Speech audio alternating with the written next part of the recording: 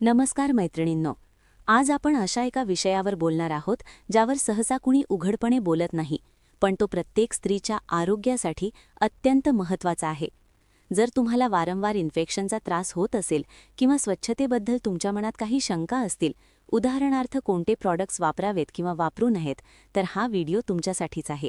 शेवटपर्यंत नक्की पहा. परिचय. मी डॉक्टर संगीता जाधव.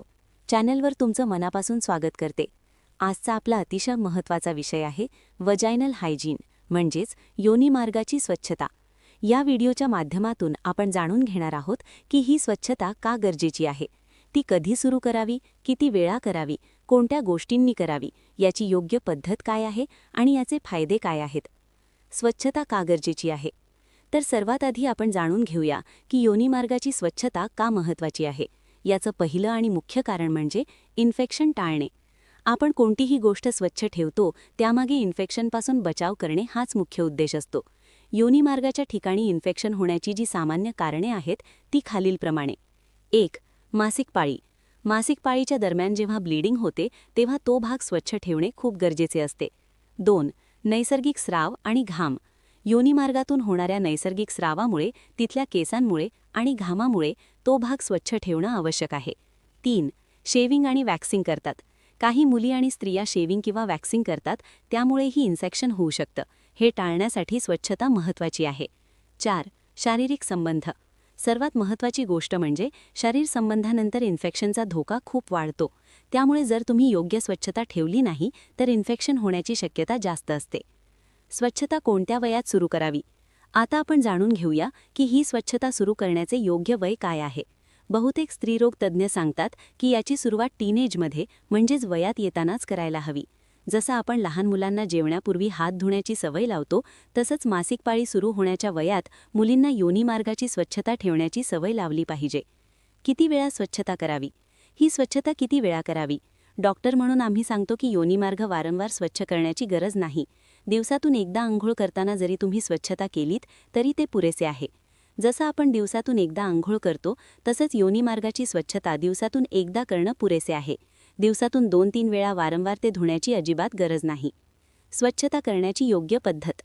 आता ही स्वच्छता कशी करायची ते पाहूया. योनिमार्ग स्वच्छ करताना नेहमी पुढून मागे या दिशेने साफ करावे. जिथून आपण लघवी करतो तिथून सुरुवात करून मागच्या बाजूला साफ करत जावे आणि सर्वात शेवटी शौचाच्या जागेची स्वच्छता करावी. पण लक्षात ठेवा, हे फक्त अंघोळ करताना करायचे आहे. दुसरी आणि सर्वात महत्त्वाची गोष्ट म्हणजे तुम्हाला आतून स्वच्छता करायची नाही. योनीचा जो आतला भाग असतो तिथे कोणतीही स्वच्छता करायची नाही. योनीमध्ये स्वतःला स्वच्छ ठेवण्याची नैसर्गिक क्षमता असते, त्यामुळे आतून कोणत्याही प्रकारच्या स्वच्छतेची गरज नसते.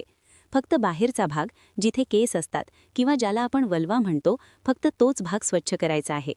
कोणती साधने वापरावीत? आता प्रश्न येतो की स्वच्छतेसाठी काय वापरावे?